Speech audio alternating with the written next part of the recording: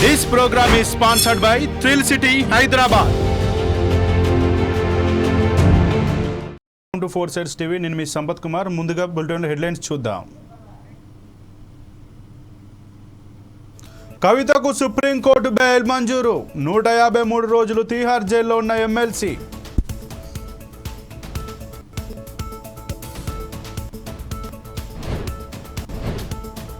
Collectorate వద్ద కాన్వాయ్ను అడ్డుకోవడంపై తుమ్మల అసహనం. నిరసనలు చేసే సమయం ఇంకా రాలేదంటూ బదులిచ్చిన మంత్రి.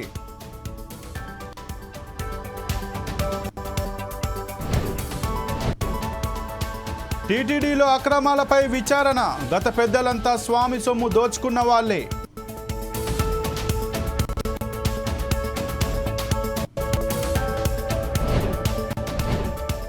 రాష్ట్రంలో విజృంభిస్తున్న డెంగ్యూ. ఈ ఏడాదిలో 5372 కేసులు నమోదు.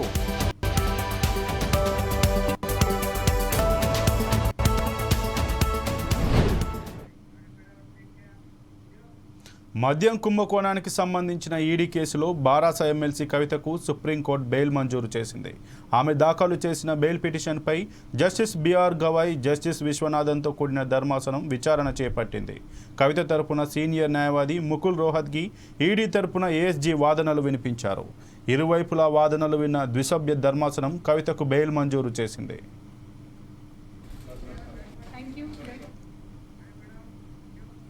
ఎమ్మెల్సీ కవిత దాఖలు చేసిన బెయిల్ పిటిషన్పై justice B R Gavai, justice Viswanathan ధర్మాసనం ఈ పిటిషన్పై విచారణ జరిపింది. కవిత తరపున సీనియర్ న్యాయవాది ముకుల్ రోహత్గి, ఈడీ తరపున ఏఎస్జీ వాదనలు వినిపించారు. తొలుత ముకుల్ రోహత్గి వాదనలు వినిపించారు.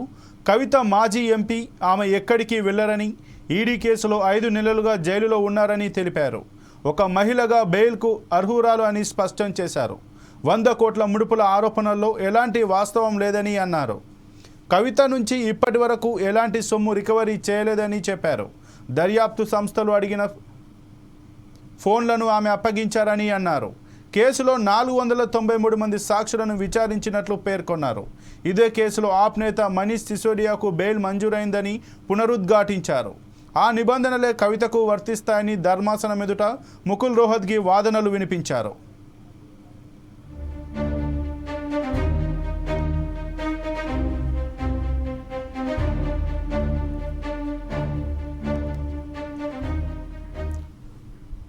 అనంతరం ఈడీ తరపున ఏఎస్జీ వాదనలు వినిపించారు. కవిత తరచూ ఫోన్లు మార్చారని, ఉద్దేశపూర్వకంగానే ఫోన్లోని డేటా పూర్తిగా తొలగించారని చెప్పారు. ఫార్మాట్ చేసిన ఫోన్లను ఇంట్లో పని మనుషులకు ఇచ్చారన్నారు. ఫోన్లోని సందేశాలను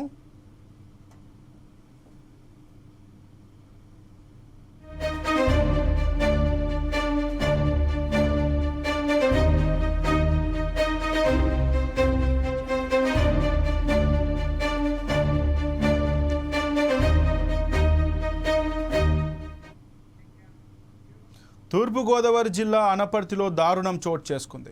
అరుణకుమారి అనే మహిళను తన భర్త డంబెల్స్తో తలపై బాదాడు. దీంతో ఆమె అక్కడికక్కడే మృతి చెందింది. భార్యపై అనుమానంతో హతమార్చినట్లు తెలుస్తోంది. నిందితుడు తుపాకుల సాయి వ్యాన్ డ్రైవర్గా పనిచేస్తున్నాడు. విధులు ముగించుకొని ఇంటికి వచ్చి భార్యతో గొడవకు దిగాడు. ఈ నేపథ్యంలో హత్య చేశాడు. ఈ ఘటనపై కేసు నమోదు చేసిన పోలీసులు దర్యాప్తు చేపట్టారు.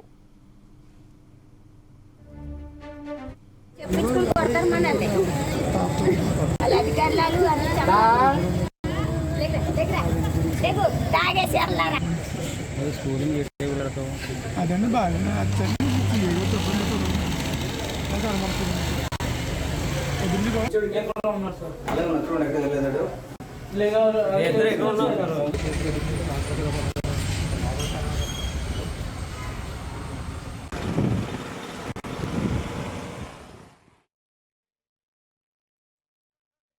తూర్పుగోదావరి జిల్లా రాజమండ్రిలోని 50వ డివిజన్ భాస్కర్ నగర్లో ఎమ్మెల్యే ఆదిరెడ్డి శ్రీనివాస్ పర్యటించారు. ప్రజలతో ముఖాముఖి మాట్లాడి పలు సమస్యలను అడిగి తెలుసుకున్నారు. ముఖ్యంగా అంతర్గత రహదారులు, త్రాగునీటి కల్వర్టుల నిర్మాణం, డ్రైనేజీ వంటి పలు సమస్యలు తన దృష్టికి వచ్చాయని ఎమ్మెల్యే తెలిపారు. ఈ అంశంపై నగరపాలక సంస్థ అధికారులతో సమీక్షించి సమస్యలను పరిష్కరిస్తామని హామీ ఇచ్చారు. ఇందుకు అవసరమయ్యే ప్రతిపాదన సిద్ధం చేయాలని అధికారులను ఆదేశించారు.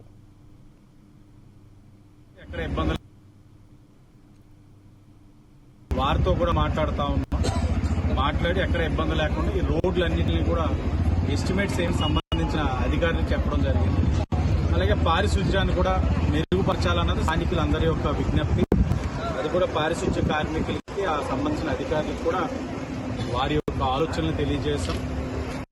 ప్రధానంగా కనబడుతుంది ఏంటంటే ఏదో వచ్చే సమస్య ఉంటే ఆ సమస్యను చూపించి ఆ ప్రాంతానికి కూడా వెళ్లకుండా ఏ విధంగా అభివృద్ధి కార్యక్రమాలు చేయకుండా గత 5 సంవత్సరాలు కాలయాపన చేసి సమస్యను పరిష్కరిద్దాం, అక్కడ వారికి అభివృద్ధి కార్యక్రమాలు వారికి ఉపయోగపడేటట్లు చేద్దామన్న ఆలోచన వాళ్ళకి లేదు. మా నాయకులందరూ కూడా చెప్పాం, అక్కడ ఏ చిన్న సమస్య ఉన్నా చర్చించమని చెప్పి అక్కడ ఏ సమస్య లేకుండా చూడడం. అలాగే భాస్కర్ నగర్ సొసైటీ పరంగా కూడా కొన్ని సైట్ సమస్యలు కూడా చెప్తున్నారు. స్థానికంగా కూడా వాళ్ళందరినీ కూడా కూర్చొని వారి సమస్యలన్నింటినీ పరిష్కరించుకొని ఓ దిశకు వచ్చిన తర్వాత దాన్ని సంబంధించిన అధికారులతో మాట్లాడే బాధ్యత ఎమ్మెల్యేగా మేము తీసుకుంటామని వాళ్ళందరికీ తెలియజేసి యాదాద్రి శ్రీ లక్ష్మీ నరసింహస్వామి వారిని గవర్నర్ దర్శించుకున్నారు. ఆలయానికి చేరుకున్న గవర్నర్కు ఆలయ అర్చకులు పూర్ణకుంభంతో స్వాగతం పలికారు. ఈ కార్యక్రమంలో జిల్లా కలెక్టర్, ఆరేరు ఎమ్మెల్యే బీర్ల ఐలయ్య, ఆలయ ఈవో భాస్కర్ రావు పాల్గొన్నారు. గవర్నర్కి ఆలయాధికారులు దర్శన ఏర్పాట్లు చేశారు. ఈ సందర్భంగా గవర్నర్ జిష్ణుదేవ్ వర్మ నారసింహుడికి ప్రత్యేక పూజలు చేశారు. తర్వాత గవర్నర్కు ఆలయ అర్చకులు వేదాశీర్వచనం, తీర్థ ప్రసాదాలు అందించగా అధికారులు స్వామివారి శేష వస్త్రాలు అందజేశారు.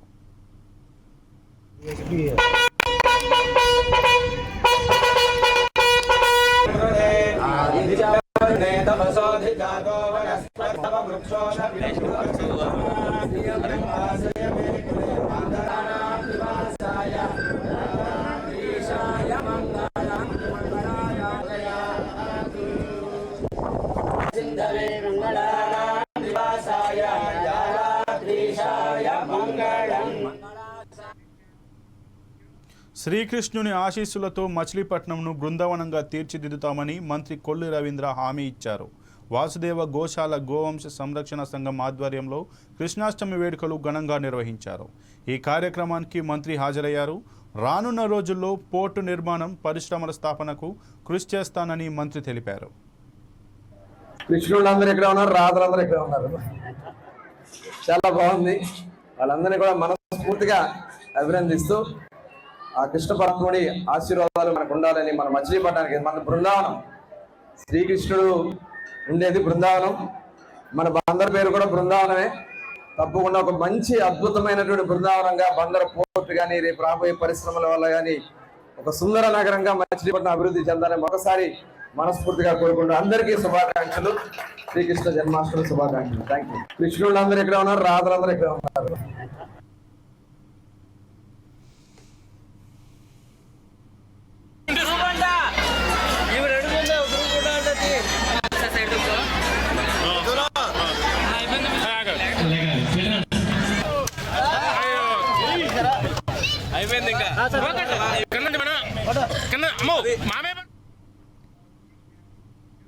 ఏలూరు జిల్లా నూజివీడిలో శ్రీకృష్ణ యాదవ సంఘం టాక్సీ స్టాండ్ ఓనర్స్ అసోసియేషన్ ఆధ్వర్యంలో కృష్ణాష్టమి వేడుకలు ఘనంగా జరిగాయి. ఈ వేడుకల్లో మంత్రి కొలుసు పార్థసారథి పాల్గొన్నారు. ఈ కార్యక్రమంలో చిన్నారుల వేషధారణలు ఆకట్టుకున్నాయి. నూజివీడు అభివృద్ధికి కట్టుబడి ఉన్నానని మంత్రి అన్నారు. కార్యక్రమం ఇప్పుడే స్టార్ట్ అయింది. అందరూ కూడా ఇక్కడే ఇందాక అన్నారు రోడ్లు నూజివీడు ఎప్పటి నుంచో ఎలా ఉందో అలాగే ఉందని చెప్పేసి. వాస్తవమే. మరి ఇక్కడే పుట్టి ఇక్కడే పెరిగి ఇక్కడే లావ్ అయిన వాళ్ళు మరి ఏం ఆలోచించారు నాకైతే తెలియదు, కానీ నేను మాత్రం ఆలోచిస్తున్నాను. ఆల్రెడీ టెండర్ పిలిచాను. ఒక కన్సల్టెంట్ని రేపో మాపో నియమించబోతా ఉన్నాం. టెండర్లు వచ్చినాయి. నూజివీడుకి అండర్ గ్రౌండ్ డ్రైనేజ్ ఏ విధంగా తీసుకురావాలి, ఇది ఈ నియోజకవర్గం ఎట్లా ఉంటుందంటే ఒక కొండలాగా ఉంటుంది. 4 పక్కల స్లోప్ ఉంటాయి, మధ్యలో ఎత్తుంటుంది. దీన్ని దృష్టిలో పెట్టుకుని ఏ విధంగా చేయాలనేది ఒక కన్సల్టెంట్ని నియమించబోతాము. ఆ కన్సల్టెంట్ ఇచ్చిన రిపోర్ట్ ఆధారంగా మనం ఇక్కడ అండర్ గ్రౌండ్ డ్రైనేజీ వేసుకోవాలనే ఆలోచనతో నేను ప్రయత్నం చేస్తానని చెప్పేసి మీ అందరికీ శ్రేణిగా మనం చేస్తాను. అదేవిధంగా మన పాలడు వెంకట్రావు గారి ఇండోర్ స్టేడియం దాన్ని కొంతవరకు చేశాం. ఒక 2 కోట్లతో త్వరలో దాన్ని కూడా పూర్తి చేసే కార్యక్రమం చేయబోతున్నానని చెప్పేసి మీకు మనం చేస్తాం. దాంతోపాటు డ్రింకింగ్ వాటర్ చాలా సమస్యగా ఉంది. మనకి పైప్ లైన్ ఉన్నా కూడా దాన్ని మెయింటెనెన్స్ లోపం. అసలు ఆ మోటార్లు వేసే వ్యక్తులు ఎక్కడ పనిచేస్తున్నారో, అసలు ఆ దాంట్లో నుంచి వాటర్ నూజివీడు వస్తుందా లేకపోతే లీక్ అయిపోతుందా పట్టించుకునే పాపాన్ని పోలా. ఇక్కడే వాటర్ ఎక్కడ వస్తుంది, దాంట్లో చేపలు మురికి అంతా ఉంటే మన కమిషన్ పంపించి అంతా శుభ్రం చేశాం. మరి ఇక్కడే పుట్టి ఇక్కడే పెరిగి ఇక్కడే లావైన తెలంగాణలో డెంగ్యూ పంజా విసురుతోంది. ప్రస్తుతం 5,500కు పైగా కేసులు నమోదయ్యాయి. అనేక జిల్లాల్లో 100కు పైగా కేసులు నమోదవగా హైదరాబాద్లో 2,148, కరీంనగర్ 224, ఖమ్మం 641, మహబూబాబాద్ 103, మహబూబ్ నగర్ 120, మేడ్చల్ మల్కాజ్గిరి 356, సూర్యాపేట 222, వరంగల్లో 208 కేసులు నమోదైనట్లు వైద్యులు తెలిపారు. ఇప్పటి వరకు పలు జిల్లాల్లో చాలామంది ప్రాణాలు కోల్పోయారు. వర్షాకాలంలో ఎక్కువగా ఈ వ్యాధి బారిన పడుతుంటారు. దోమకాటు ద్వారా ఈ వ్యాధి వ్యాపిస్తుంది. ఏడెస్ జాతికి చెందిన దోమలు మురికి నీటిలో సంతానోత్పత్తి చేసి డెంగ్యూను వ్యాప్తి చేస్తాయి. ఇంటి పరిసరాల్లో నీరు నిల్వ ఉండకుండా చూసుకోవటం, దోమల నివారణకు తగిన జాగ్రత్తలు పాటించడం, దోమకాటుకు గురవ్వకుండా కాపాడుకోవటం ద్వారా ఈ వ్యాధి బారిన పడకుండా మనల్ని మనం కాపాడుకోవచ్చు. వరంగల్ శివానగర్లో అగ్ని ప్రమాదం చోటు చేసుకుంది. షార్ట్ సర్క్యూట్ కారణంగా షేక్ ట్రేడర్స్ ఫర్నిచర్ షాప్లో మంటలు చెలరేగాయి. ఘటనా స్థలానికి చేరుకున్న ఫైర్ సిబ్బంది మంటలను అదుపు చేసింది. దాదాపు 10 లక్షల ఆస్తి నష్టం వాటిల్లిందని అంచనా వేస్తున్నారు. ఈ ఘటనపై పోలీసులు దర్యాప్తు చేపట్టారు.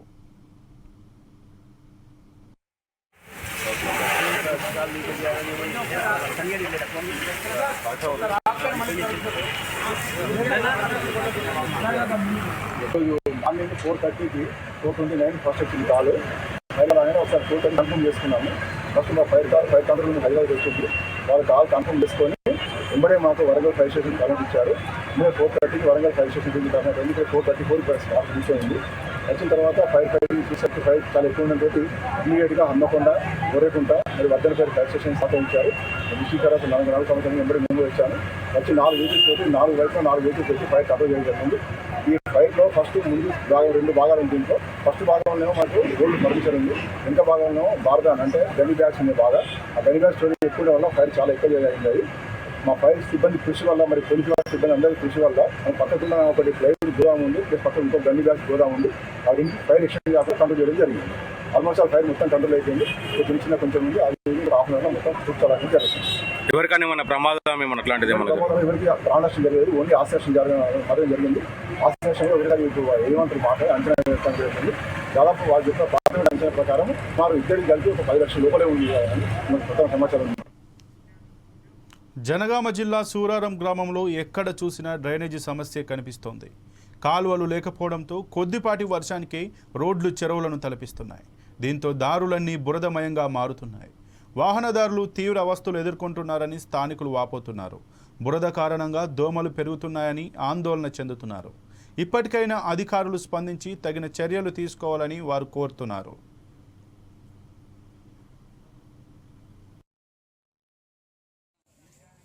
చాలా ఇబ్బంది ఏంటంటే మెయిన్ రోడ్కి అయితే అసలు డ్రైనేజ్ అనేది ఏనే లేదు. అసలు దాన్ని చేద్దామని ఎప్పటి నుంచో అంటారు అందరూ. ఏ నాయకులు, ఎమ్మెల్యే కానీ, మంత్రి కానీ, అందరూ అయినా కానీ ఇప్పటి వరకు ఏ వాళ్ళు కూడా పట్టించుకున్నారు. ఎన్నోసార్లు చెప్పినాం, అందరికి ఎమ్మెల్యేలకు చెప్పినాం, మంత్రికి చెప్పినాం, కానీ మెయిన్ రోడ్డుకు మాత్రం అయితే లేదు. ఉండి ప్రాబ్లం ఇది. ఇక్కడ డ్రైనేజ్ ఉంది ఆల్రెడీ. ఇటు డ్రైనేజ్ ఉంది, ఇటు డ్రైనేజ్ ఉంది. ఇక్కడ డ్రైనేజ్ ఉన్న కాడ ఈ ప్రాబ్లం ఉంది. డ్రైనేజ్ ఉండి కూడా ఈ ప్రాబ్లం ఉన్నది. అంటే డ్రైనేజ్ సాఫ్ చేయక, క్లీన్గా లేక ఈ డ్రైనేజ్ ప్రాబ్లం ఇది ఒకటి. ఇక్కడ మెయిన్ రోడ్ మాత్రం డ్రైనేజ్ లేదు. ఇక ఆ లేక అక్కడ ప్రాబ్లం, ఉండి ఇక్కడ ప్రాబ్లం. ఉండి దీన్ని పట్టించుకుంటాం లేక డెంగ్యూ జ్వరాలు ప్రతి ఇంటింటికి అందరు జ్వరాలతో ఉన్నాయి. కాకుండా మీరు తిరిగి చూడాలి తెలుస్తుంది. దోమలు ఎట్లుంటాయి ఇప్పుడు వర్షాకాలం మూమెంట్. ఆ దోమ కుట్టి ఇప్పుడు అందరి జ్వరాలు, ప్రతి ఒక్కరి జ్వరం లేని ఇల్లు లేనలేదు.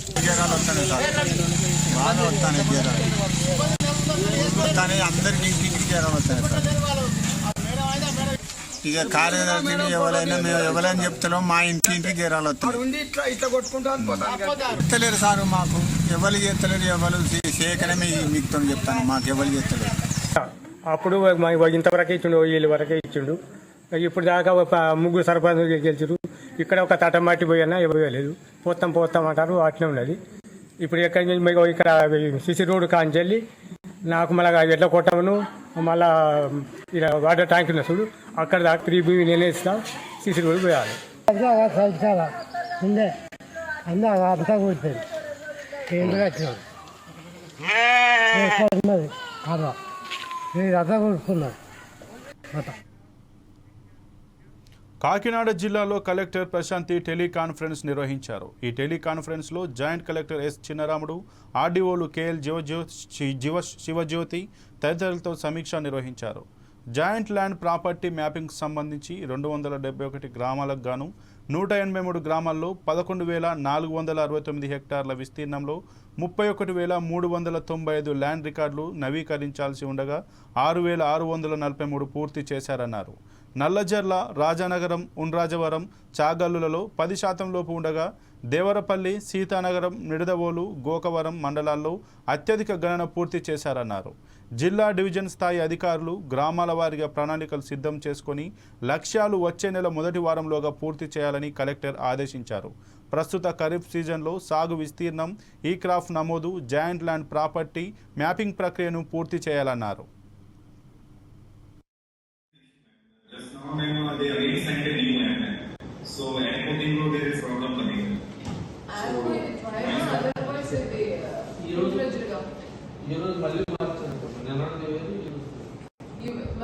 షేర్ చేశారా? సో యాప్ అవ్వనంత వరకు మనం ఫిజికల్ గా కూడా చేసుకోవచ్చు కదా. బియాండ్ ఎస్బీ ఏం లేవా?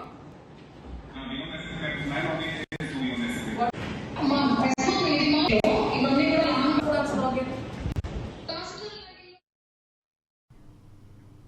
2,000 రూపాయల అప్పు తీర్చడం లేదంటూ వ్యక్తిపై కత్తితో దాడి చేసి గాయపరిచిన సంఘటన మహబూబాబాద్ జిల్లా డోర్నకల్ మండలం తెల్లబండ తండా గ్రామంలో చోటు చేసుకుంది.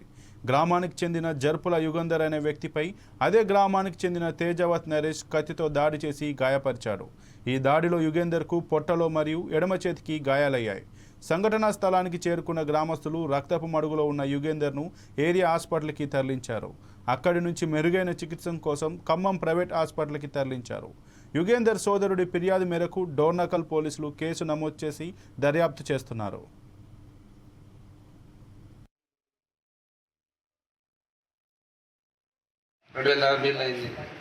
బిల్ అయితే ఇక తమ్ముడేమో ఇంకోసారి వచ్చి తీసు ఇవాళ మళ్ళీ ఇంకోసారి వచ్చి తీసుకొని పోతుండు. ఊరు బయట ఆటో పెట్టి కూడా పడుతుంటే అది ఇక్కడ నేర్చు కూడా పడుతుంటే రారా అని చెప్పాడు. అయితే ఇది ఇదేనాడికి పద్దెనిమిది డబ్బులు ఇదేనాడికి ఇది నువ్వు అని పై మీద పోతుండో 2 రోజులు టైం ఎందుకు ఇప్పుడు ఎందుకు దారి ఎందుకు నెడుతున్నావు అని నేను మాట్లాడిన. నువ్వు ఎవడని చెప్పేటోడు అని ఈ టాప్తూనే ఉన్నావు పైన వస్తుండు వద్దురా గొడవలు ఎందుకు నా ఆపుతూనే ఉన్నా నెట్టుకున్నాను. వాడు పోయి ఇట్లా మాట్లాడుకుంటూ ఇదేనాడికి పద్దెనిమిది అని వాళ్ళ బావ అక్కడే ఉండు వద్దు వాళ్ళు ఇచ్చేసరి వద్దు అంటే చెప్తుంటే వాడు డైరీ రాటలో పోయి మన కూరగాయలకు వచ్చి కత్తి ఉంది కత్తి తీసుకొచ్చి గుద్దుతూనే ఉన్నాడు. ఇది జరిగింది దగ్గర ఇక్కడ కోసం. మేడ్చల్ జిల్లా వెంకటాపూర్లో తీవ్ర ఉద్రిక్తత చోటు చేసుకుంది. MLA Palla Rajeshwar Reddy Gayatri educational trust పేరిట భూమి కబ్జా చేశారని ఆరోపిస్తూ పలువురు ఆందోళన చేపట్టారు. తమకు న్యాయం చేయాలంటూ డిమాండ్ చేస్తున్నారు. పల్లాకు చెందిన నీలిమా మెడికల్ కాలేజీ వద్ద కొందరు బాధితులు నిరసన తెలిపారు. ఈ నేపథ్యంలో ఇరు వర్గాల మధ్య తీవ్ర వాగ్వాదం జరిగింది. స్థానికులపై పల్లా రాజేశ్వరరెడ్డి అనుచరులు దాడికి యత్నించారని స్థానికులు ఆరోపిస్తున్నారు. ఇరు వర్గాలను పోలీసులు చెదరగొట్టారు.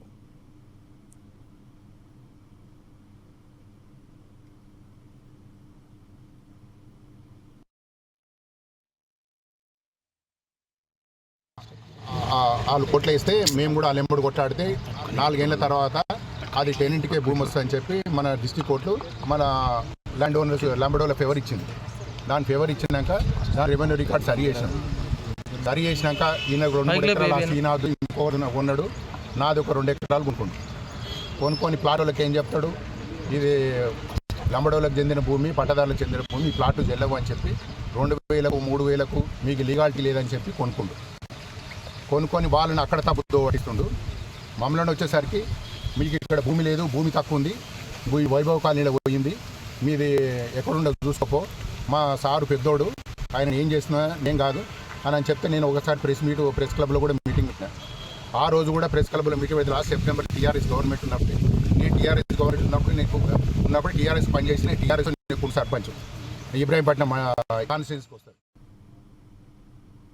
హైడ్రా కూల్చివేతల నేపథ్యంలో రాష్ట్ర వ్యాప్తంగా కూల్చివేతలు జరుగుతున్నాయి. అలానే MLA Palla Rajeshwar Reddy Gayatri educational trust పేరిట భూమిని కబ్జా చేశారని ఆరోపిస్తూ పలువురు ఆందోళన చేపట్టారు. తమకు న్యాయం చేయాలంటూ డిమాండ్ చేస్తున్నారు. వెంకటాపూర్ గ్రామానికి చెందిన చెరువులు కబ్జా చేసి అనురాగ్ యూనివర్సిటీ నిర్మిస్తున్న అక్రమ కట్టడాలపై వీడియోలు చిత్రీకరిస్తున్న యూట్యూబర్ సురేష్ యాదవ్పై Anurag university chairman MLA Palla Rajeshwar Reddy అనుచరులు కత్తులు మరియు ఇనుపరాడ్లతో దాడి చేశారని సురేష్ ఆరోపిస్తున్నారు.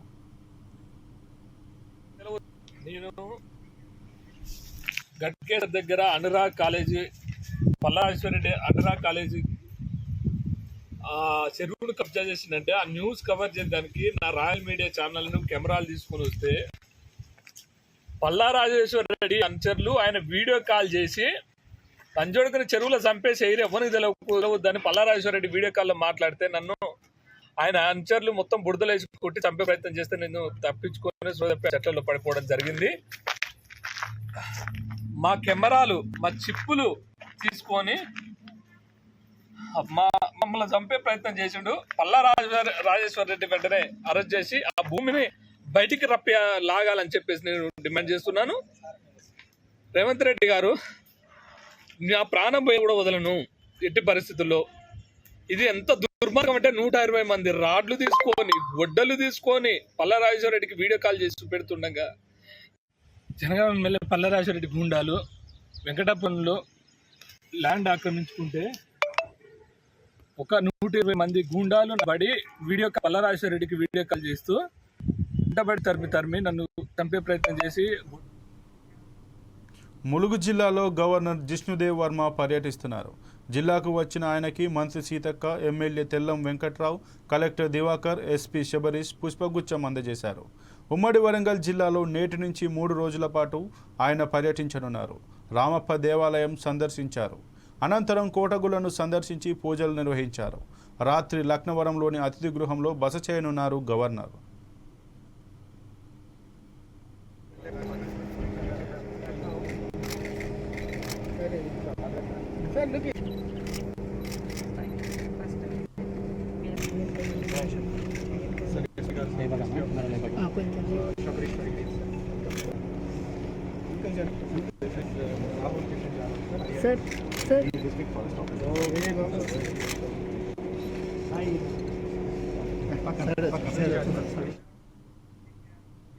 టీటీడీ మాజీ చైర్మన్ భూమన కరుణాకర్ రెడ్డి, మాజీ ఈవో ధర్మారెడ్డికి విజిలెన్స్ అధికారులు నోటీసులు జారీ చేశారు.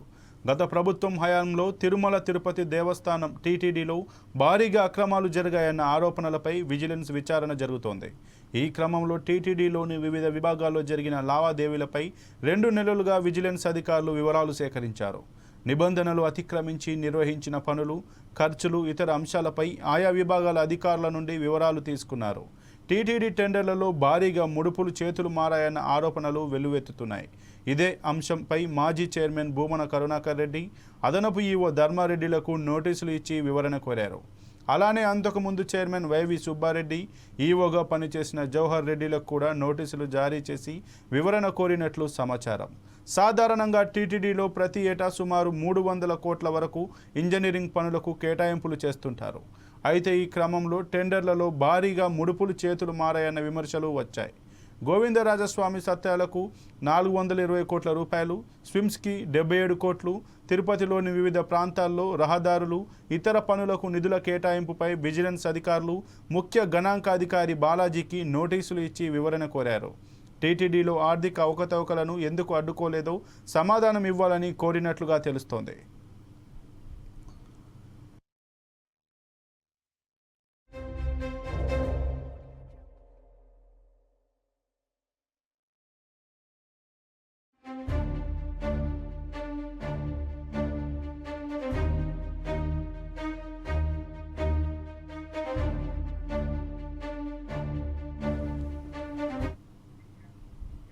కాకినాడ జిల్లా ప్రత్తిపాడు మండలం ఏలేశ్వరం బాలయోగి గురుకుల బాలికల పాఠశాలలో ఫుడ్ పాయిజన్ జరిగింది.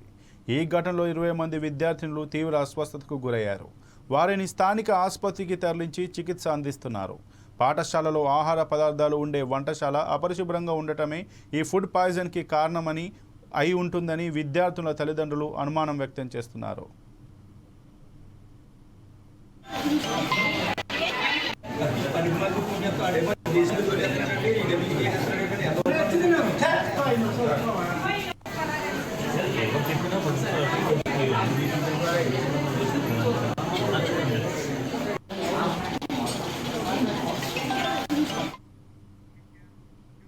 మేడ్చల్ జిల్లా గట్కేసర్ అనురాగ్ కళాశాల ముందు ఏఐఎస్ఎఫ్ రాష్ట్ర కౌన్సిల్ ఆధ్వర్యంలో ధర్నా నిర్వహించారు. బఫర్ జోన్ ఎఫ్టీఎల్లో నిర్మాణాలు చేసి చెరువులు కుంటలు ఆక్రమించి బహుళ అంతస్తుల భవనాలు నిర్మించిన అనురాగ్ విద్యాసంస్థలపై రాష్ట్ర ప్రభుత్వం చర్యలు తీసుకోవాలని కోరుతూ ఏఐఎస్ఎఫ్ ఆధ్వర్యంలో అనురాగ్ యూనివర్సిటీ ముందు ధర్నా చేశారు. రాష్ట్ర ముఖ్యమంత్రి రేవంత్ రెడ్డి మంచి ఆలోచనతో హైదరాబాద్లో హైడ్రా ఏర్పాటు చేయడం జరిగిందని ఏఐఎస్ఎఫ్ నాయకులు అన్నారు. పల్లా రాజేశ్వర్ రెడ్డికి సంబంధించిన అనురాగ్ యూనివర్సిటీపై తగిన చర్యలు తీసుకోవాలని అన్నారు.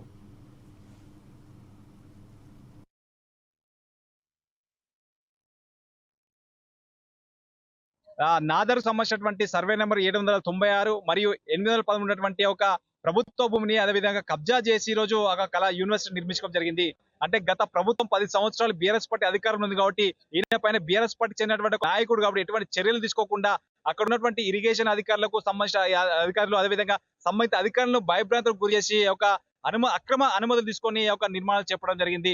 నేడు తెలంగాణ రాష్ట్రంలో నూతనంగా కాంగ్రెస్ ప్రభుత్వం ఏర్పడిన తరుణంలో రాష్ట్ర ముఖ్యమంత్రి రేవంత్ రెడ్డి గారు అదేవిధంగా ఇక చెరువులు కుంటలు నాలు ఆక్రమించి ఎవరైతే నిర్మాణాలు చేపట్టారో వాటిపైన చర్యలు తీసుకోవాలని చెప్పేసి హైడ్రాని ఏర్పాటు చేయడం జరిగింది. హైడ్రా కమిషనర్ గా రంగనాథ్ గారు వ్యవహరిస్తున్నారు. ఇప్పటికే హైదరాబాద్ కేంద్రంగా దాదాపు 166 అక్రమ కట్టడాలను కూల్చివేయడం జరిగింది. మేము ప్రధానంగా ఏఎస్ఎఫ్ గా రాష్ట్ర ప్రభుత్వాన్ని హైడ్రా కమిషనర్ డిమాండ్ చేసేది ఏంటంటే ఏదైతే చెరువులను నాలాలను కుంటలుగా ఆక్రమించి అక్రమ నిర్మాణం బీబీనగర్ ఎయిమ్స్లో అందుతున్న వైద్య సేవలను, భవనాల నిర్మాణం, రోగులకు అందిస్తున్న మౌలిక సదుపాయాలను ST commission member Jatoth Hussain Naik పరిశీలించారు. ఎయిమ్స్ భవనాల నిర్మాణం పూర్తి కాకపోవడంతో రోగులు ఇబ్బందులు పడుతున్నారని ఆయన ఆరోపించారు. ఎయిమ్స్ సమస్యలను కేంద్ర ప్రభుత్వానికి లిఖితపూర్వకంగా నివేదిక అందిస్తానని హుస్సేన్ నాయక్ పేర్కొన్నారు.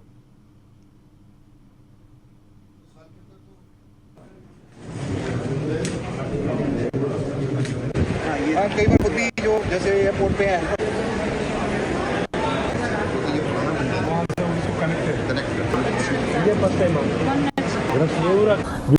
ఎయిమ్స్ విజిట్ చేయాలని రావడం జరిగింది. ఇలా డైరెక్టర్ గారు మా ముఖ్య మిత్రులు కూడా చాలామంది రావడం జరిగింది. మిత్రులారా, దాదాపు 9 సంవత్సరాలు కంప్లీట్ కావస్తుంది. అంతకుముందు నిమ్స్ ఉండే, ఇప్పుడు ఎయిమ్స్ అయింది. బిల్డింగ్లు ఎలా ఉన్నాయో అలా ఉన్నాయి. డెవలప్మెంట్ చాలా ఇబ్బందికరంగా ఉంది. ఇది ఆల్మోస్ట్ కొంత తిరిగిన లోపల ఓపీలు ఇవన్నీ తిరిగాను. ఉన్న దాంట్లోనే కంజెస్టెడ్గా ఉన్నాయి. కానీ వాళ్ళ కొంత ఇబ్బందికరం అనేది స్టూడెంట్స్కి ఉండడానికి జగ లేకపోవడం, కొన్ని ముఖ్యమైన హార్ట్ సర్జరీ అయినా ఉండొచ్చు, ఇంకా మిగతా విషయాల్లో కొంత లోటుపాటు ఉందని చెప్పడం. డాక్టర్ వాళ్ళే కొంత అది చెప్తున్నారు. మాకు కొన్ని బిల్డింగ్లు హ్యాండ్ ఓవర్ కాలేదు, ఇంకో 6 నెలలు సంవత్సరం పడుతుంది, బిల్డింగ్లు ఈ పార్టీకి కంప్లీట్ చేయాలి, కానీ బిల్డింగ్లు కంప్లీట్ కాలేదని అంటున్నారు. మరి ఇక్కడ ఉన్న కాంట్రాక్టర్ లోపమా లేదంటే దీనికి ఇస్తున్న బడ్జెట్ లోపమా అనేది, బడ్జెట్ అయితే పైనుండి నాకు తెలిసిన ఇన్ఫర్మేషన్ ఏంటంటే బడ్జెట్ సఫిషియెంట్ ఉంది, కాంట్రాక్టర్ లోపం ఉందని ఆల్రెడీ చెప్పడం జరుగుతుంది. అలాగే ఓపీలు వచ్చినప్పుడు వాళ్ళకి పాపం బేషరతుగా రుణమాఫీ చేయాలని డిమాండ్ చేస్తూ ఖమ్మం కలెక్టరేట్ ఎదుట వామపక్ష రైతు సంఘాలు ఆందోళన చేపట్టాయి. కలెక్టరేట్లో వీడియో కాన్ఫరెన్స్ ముగించుకొని బయటకు వస్తున్న మంత్రి తుమ్మల కాన్వాయ్ను రైతులు అడ్డుకున్నారు. రైతుల నినాదాలతో మంత్రి తుమ్మల అసహనం వ్యక్తం చేశారు. నిరసనలు చేసే సమయం ఇంకా రాలేదంటూ ఆందోళనకారులకు బదులిచ్చారు. రుణమాఫీ సమస్యను క్యాబినెట్లో ఇప్పటికే మాట్లాడామని మంత్రి తుమ్మల తెలిపారు. వ్యవసాయ శాఖ సర్వే అనంతరం రుణమాఫీ పొందని వారి జాబితాను పరిశీలించి మాఫీ చేస్తామని ప్రకటించారు.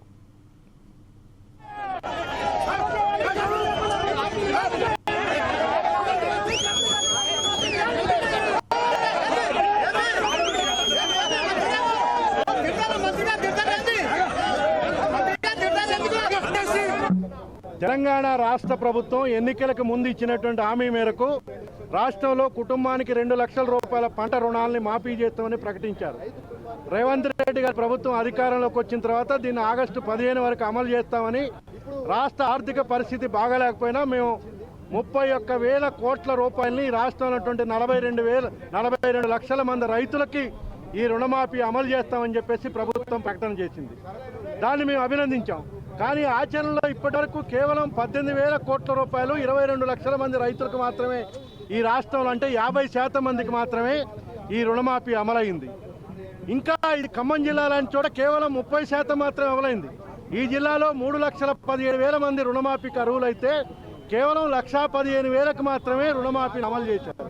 అందుకని ప్రభుత్వం ఇవాళ ఆచరణలో అందరికీ రుణమాఫీ, అది రేషన్ కార్డు నిబంధనలు, లేకపోతే 2 లక్షల పైబడినటువంటి వాళ్ళు చెల్లించాలన్నటువంటి నిబంధన, పట్టాదారు పాస్ పుస్తకం, ఇలాంటి షరతుల వలన ఇవాళ రైతాంగం రుణమాఫీకి దూరం అయ్యారు. అందుకని ప్రభుత్వం షరతులు లేకుండా మీరు ఇచ్చినటువంటి హామీ మేరకు అందరికి కూడా తక్షణం 2 లక్షల రుణమాఫీని అమలు చేయాలని చెప్పేసి మేము డిమాండ్ చేస్తూ ఈ ధర్నా కార్యక్రమం నిర్వహించడం జరిగింది. ఇక్కడికి వ్యవసాయ మంత్రి గారు కూడా వచ్చి ఏదైతే రేషన్ కార్డు లేనటువంటి వాళ్ళకి ఈ రోజు నుంచే వ్యవసాయ అధికారులు యాప్ని క్రియేట్ చేసినాం, దాంట్లో అప్లోడ్ చేసి ఈ 10-15 రోజుల్లో 2 లక్షల రూపాయల లోపు ఉన్నటువంటి వాళ్ళకి అందరికి కూడా రుణమాఫీ చేస్తామని ప్రకటన చేశారు. రకరకాల కారణాలతో జాప్యం చేస్తూ ఉంది. ఆగస్టు 15 నాడు ముఖ్యమంత్రి ప్రకటించాడు, రుణమాఫీ మొత్తం పూర్తిందని చెప్పాడు. దాంతో రైతుల్లో ఆందోళన వచ్చింది. రాష్ట్ర వ్యాప్తంగా 40% మందికి మాత్రమే రుణమాఫీ జరిగింది. ఖమ్మం జిల్లాలో కేవలం 30% మందికి మాత్రమే రుణమాఫీ జరిగింది. వర్క్ ఫ్రం హోం పద్ధతి తొలగించాలని, ఐటీ పరిశ్రమపై ఆధారపడి జీవిస్తున్న తమను ఆదుకోవాలని డిమాండ్ చేస్తూ ఐటీ హాస్టల్ యజమానులు, నిర్వాహకులు రోడ్డుకెక్కారు. మేడ్చల్ జిల్లా గట్కేసర్ మండలం పోచారం ఇన్ఫోసిస్ ఐటీ సెజ్ ముందు హాస్టల్ యజమానులు, నిర్వాహకులు భారీ ర్యాలీతో ఆందోళన చేశారు.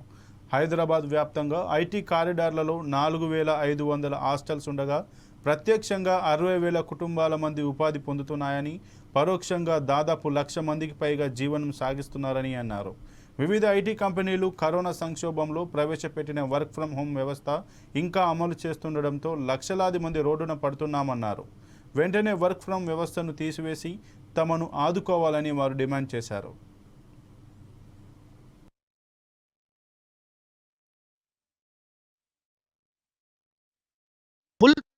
ఓపెన్ చేయించి ఖచ్చితంగా ఎంప్లాయీస్ అందరినీ పిలిపించి ఇక్కడ వాళ్ళకి రావాల్సిన ప్రయోజనాలు ఏమైతే ఉన్నాయి, ఇక్కడ ఛాలెంజెస్ ఏదన్నా ఉంటే ఇన్ఫోసిస్ గవర్నమెంట్ ముందు కానీ పెడితే ఇక్కడ పూర్తి ఇన్ఫ్రాస్ట్రక్చర్ డెవలప్ అయ్యి ఉందండి. ఎందుకంటే హాస్టల్స్ ఉన్నాయి, అకామిడేషన్కి ఇబ్బంది లేదు, ట్రాన్స్పోర్టేషన్కి ఇబ్బంది లేదు, సెక్యూరిటీకి ఇబ్బంది లేదు. ఇటీవల కాలంలో కూడా ఇక్కడ సెజ్లో ఇన్ఫోసిస్ బేస్ చేసుకుని ఇన్ఫోసిస్ క్యాంపస్ కోసం మాత్రమే ఇక్కడ ఐటీ కార్డర్ పోలీస్ స్టేషన్ కూడా నిర్మించారు. లా అండ్ ఆర్డర్ ఇష్యూస్ లేవు, ఎటువంటి ఇష్యూస్ లేవు. అందరినీ కూడా బ్యాక్ రమ్మంటున్నాం. ఆ రోజు కోవిడ్ టైంలో కూడా గవర్నమెంట్ హాస్టల్స్ క్లోజ్ చేయదు, ఓపెన్ లోనే ఉండాలి, ఎందుకు ఇక్కడి నుంచే కార్యక్రమాలు జరిపించండి. అనేక రాష్ట్రాల నుంచి వచ్చున్నారు, ఇక్కడ ఉన్నారు, ఎంప్లాయీస్ అంతా ఉన్నారు, వాళ్ళు ఇబ్బంది పడతారు. మీరు హాస్టల్స్ క్లోజ్ చేస్తే అకామిడేషన్ మ్యాండేటరీ అండి. ఆఫీస్లో 9 గంటలు పనిచేస్తే మిగతా టైం అంతా కూడా వాళ్ళు స్టేయింగ్ కోసం హాస్టల్స్ లోనే ఉంటారు అని చెప్పడం జరిగింది. ఆ రోజు నష్టమైన కష్టమైన మేము ముందుకు నడిపించాం హాస్టల్స్ ని. అంబేద్కర్ కోనసీమ జిల్లాలో ప్రజలు విషజ్వారాల బారిన పడుతున్నారని కాంగ్రెస్ పార్టీ జిల్లా అధ్యక్షుడు కామాన ప్రభాకర్ ఆరోపించారు. ప్రభుత్వం ప్రజలను పట్టించుకోకుండా గాలికి వదిలేసిందన్నారు. వెంటనే అధికారులు ఈ విషజ్వరాలపై స్పందించి వైద్య శిబిరాలు ఏర్పాటు చేయాలని ఆయన డిమాండ్ చేశారు. చాలా గ్రామాల్లో పారిశుద్ధ్యం సరిగ్గా లేనందున ప్రజలు జ్వరాల బారిన పడుతున్నారని, వెంటనే పారిశుద్ధ్య సమస్యలను పరిష్కరించాలన్నారు. 10-15 రోజుల నుంచి డాక్టర్ బిఆర్ అంబేద్కర్ కోనసీమ జిల్లాలోను అలాగే రామచంద్రపురం నియోజకవర్గంలో కూడా అనేక గ్రామాల్లో జ్వరాలు, టైఫాయిడ్, డెంగ్యూ పట్టి పీడిస్తుంది. ప్రజలు చాలా తీవ్ర ఇబ్బందులు పడుతున్నారు. అనేక మంది హాస్పిటల్ పాలవుతున్నారు. పేదలు చాలా ఇబ్బందులు పడుతున్నారు. దాని మీద ప్రభుత్వం ఇప్పటివరకు నిమ్మక నీరెత్తినట్లు ఏ విధమైన చర్యలు తీసుకోలేదు. తక్షణం ఆరోగ్య శాఖ కలగజేసుకుని వెంటనే ఈ ప్రతి గ్రామంలోనూ కూడా ఉచితంగా వైద్యం చేయడం, ఎవరికైతే ఈ టైఫాయిడ్, డెంగ్యూ ఎఫెక్ట్ అయినాయో, జ్వరం వచ్చినాయో వాళ్ళందరినీ కూడా తక్షణం ఆదుకోవాలని చెప్పేసి కాంగ్రెస్ పార్టీ పరంగా మేము డిమాండ్ చేస్తున్నాం. అలాగే పారిశుద్ధ్యం కూడా ఎక్కడా బాగోట్లేదు. ప్రతి గ్రామంలో కూడా దాని మీద జిల్లా పంచాయతీ అధికారి, జిల్లా కలెక్టర్ కూడా దీని మీద ప్రత్యేక శ్రద్ధ వహించి ఈ యొక్క జబ్బులు. జయశంకర్ భూపాలపల్లి జిల్లా కేంద్రంలో టీఆర్ఎస్ కార్యాలయంలో బీఆర్ఎస్ పార్టీ అనుబంధం తెలంగాణ బొగ్గుగని కార్మిక సంఘం ఆధ్వర్యంలో కేంద్ర కార్యవర్గ సమావేశం జరిగింది. టీజీబీకేఎస్ కేంద్ర కమిటీ అధ్యక్షుడు మిర్యాల రాజిరెడ్డి మాట్లాడారు. గుర్తింపు సంఘంగా గెలిచిన కాంగ్రెస్ అనుబంధ ఐఎన్టీయూసీ యూనియన్ గెలిచి 9 నెలలు గడుస్తున్నా ఇప్పటి వరకు గుర్తింపు సంఘం హోదా లేకపోవడం విడ్డూరంగా ఉందని, కార్మికుల సమస్యలు పరిష్కారం కాక తీవ్ర ఇబ్బందులు పడుతున్నారని అన్నారు. కార్మిక నివాస స్థలాలు, ఆసుపత్రుల బాగోగులు చూడాలన్నారు. సింగరేణి వ్యాప్తంగా ప్రమాదాలు జరుగుతున్నా యాజమాన్యం పట్టించుకోకుండా నిర్లక్ష్యం వహిస్తోందని తెలంగాణ బొగ్గుగని కార్మిక సంఘం అధ్యక్షుడు అన్నారు.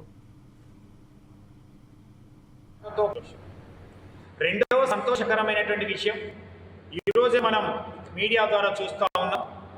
ఈడీకి సంబంధించినటువంటి కేసు మా తెలంగాణ బొగ్గని కార్మిక సంఘ గౌరవ అధ్యక్షురాలైనటువంటి శ్రీమతి కల్వకుంట్ల కవిత గారికి కూడా బెయిల్ వచ్చింది అనేటువంటిది మరొక సంతోషకరమైనటువంటి విషయం. వారికి ఈ సందర్భంగా స్వాగతం తెలియజేస్తూ, వారికి అభినందనలు తెలియజేస్తూ, వారు కూడా తెలంగాణ బొగ్గని కార్మిక సంఘం ఎదుగుదలకి, బలోపేతానికి 2026లో జరిగే ఎన్నికలకి మా కవితక్కతో పాటుగా మా మాజీ శాసనసభ్యులైతేంది బీఆర్ఎస్ పార్టీ యొక్క అండదండలతో మరొకసారి గుర్తింపు సంఘంగా గెలవబోతున్నాం అనేటువంటిది చాలా స్పష్టంగా తెలియజేస్తా ఉన్నాం. దీనికి తోడుగా ఈ ఎన్నికలు ఏదైతే మొన్న డిసెంబర్ 30న జరిగినటువంటి ఎన్నికలను రద్దు చేయాలి, ఐఎన్టీసీ ఏఐటీసీల గుర్తింపును రద్దు చేసి 45 రోజుల లోపే వీళ్ళకు గుర్తింపు పత్రం పొందడం కానీ ఇవ్వడం కానీ జరగలేదు. కాబట్టి మనకున్నటువంటి కూడా వర్షాకాలంలో వచ్చే సీజనల్ వ్యాధుల పట్ల ప్రజలు అప్రమత్తంగా ఉండాలని జిల్లా కలెక్టర్ రాహుల్ రాజ్ అన్నారు. మెదక్ జిల్లా స్థానిక నర్సాపూర్ ప్రభుత్వ ఏరియా ఆసుపత్రిని జిల్లా కలెక్టర్ ఆకస్మికంగా తనిఖీ చేసి వైద్యులతో సమీక్ష సమావేశం నిర్వహించారు. ప్రజలకు అన్ని రకాల వైద్య సేవలు అందుబాటులో ఉండాలన్నారు. ప్రభుత్వ ఆసుపత్రులలో మందుల కొరత లేకుండా చూడాలన్నారు. జిల్లాలో కేవలం 3 తీవ్ర జ్వరం కేసులు మాత్రమే ఉన్నాయని, అవి కూడా తగ్గుముఖం పట్టాయని తెలిపారు. అంటువ్యాధులు రాకుండా చర్యలు తీసుకోవాలని, వైరల్ ఫీవర్, డెంగ్యూ, మలేరియా లాంటివి రాకుండా ముందస్తు చర్యలు చేపట్టాలన్నారు. అబ్జర్వ్ ఉండవు. సో దయచేసి అందరూ కూడా సరే ఏ వాటర్ తాగినా కానీ బాయిల్ చేసుకొని ఫిల్టర్ చేసుకొని తాగాలనేది కూడా రిక్వెస్ట్ చేస్తూ ఉన్నాం. వ్యక్తిగత శుభ్రత, హైజీన్ చాలా ఇంపార్టెంట్. వాష్రూమ్స్ వెళ్ళినప్పుడు చేతులు శుభ్రంగా కడుక్కోవడం, ఇవన్నీ చిన్నవన్నీ మనం చేసినట్టయితే కూడా టైఫాయిడ్ స్ప్రెడ్ అనేది కూడా ఆపడానికి ఆస్కారం ఉంటుంది. సో ఇవన్నీ కూడా కొద్దిగా వ్యక్తిగత శుభ్రత పాటిస్తే ఈ జ్వరాలు కూడా రాకుండా ఉంటాయి. సో ఈరోజు ఇన్స్పెక్షన్ కూడా చాలా విషయాలు అబ్జర్వ్ చేయడం జరిగింది. సో అదంతా కూడా సూపరింటెండెంట్ గారితో డిస్కస్ చేసి ఏమేమి వాళ్ళకి ఇష్యూస్ ఉన్నాయి కూడా అవి తొందరగా రిజాల్వ్ చేసుకుంటే వాళ్ళ ఇంటర్నల్ ఇష్యూస్ ఉన్నాయి. ములుగు జిల్లా పర్యటనలో భాగంగా తెలంగాణ రాష్ట్ర గవర్నర్ జిష్ణుదేవ్ వర్మ రామప్ప దేవాలయాన్ని సందర్శించారు. రుద్రేశ్వరుణ్ణి దర్శించుకొని గవర్నర్ ప్రత్యేక పూజలు చేశారు. పర్యటనలో భాగంగా అక్కడికి చేరుకున్న ఆయనకు వేద పండితులు పూర్ణకుంభ స్వాగతం పలికారు. దర్శనానంతరం పండితులు గవర్నర్ను పట్టు వస్త్రాలతో సత్కరించి ఆశీర్వచనం, తీర్థ ప్రసాదాలు అందించారు.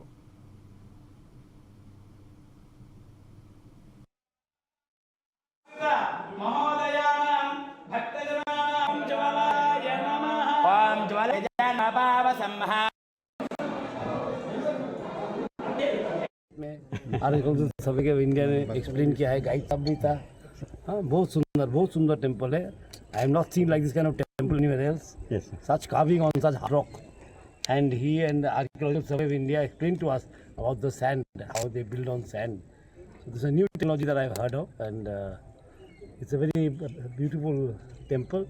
And I'm very happy that I've been here, and the minister also is here. This is her constituency. Together they have taken great care. Tekkali జిల్లా ఆసుపత్రిని AP state directorate of secondary health commissioner ఆకస్మిక తనిఖీ చేపట్టారు. ఇటీవల రాష్ట్ర మంత్రి అచ్చెన్నాయుడు సమీక్ష సమావేశం నిర్వహించి ఈ ఆసుపత్రికి శస్త్రచికిత్స తప్పదంటూ హెచ్చరించారు. అయినప్పటికీ ఆసుపత్రిలో డాక్టర్లు, సిబ్బంది పనితీరులో మార్పు రాలేదు. కమిషనర్ పలు విభాగాలు పరిశీలించి ఆసుపత్రిలో రోగులకు అందుతున్న సేవల వివరాలు తెలుసుకున్నారు. ఆసుపత్రిలోని ఎమర్జెన్సీ, క్యాజువాలిటీ వార్డులు పరిశీలించి వైద్యులతో మాట్లాడారు. అయితే ఆసుపత్రి సిబ్బంది సేవలపై బహిరంగ విమర్శలు వినపడుతున్న నేపథ్యంలో నిర్లక్ష్యంగా వహిస్తే చర్యలు తప్పవని కమిషనర్ హెచ్చరించారు.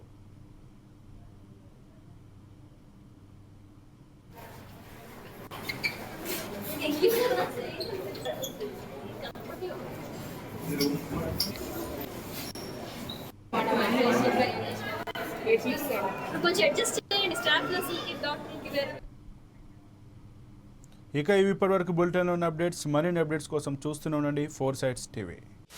This program is sponsored by Thrill City, Hyderabad.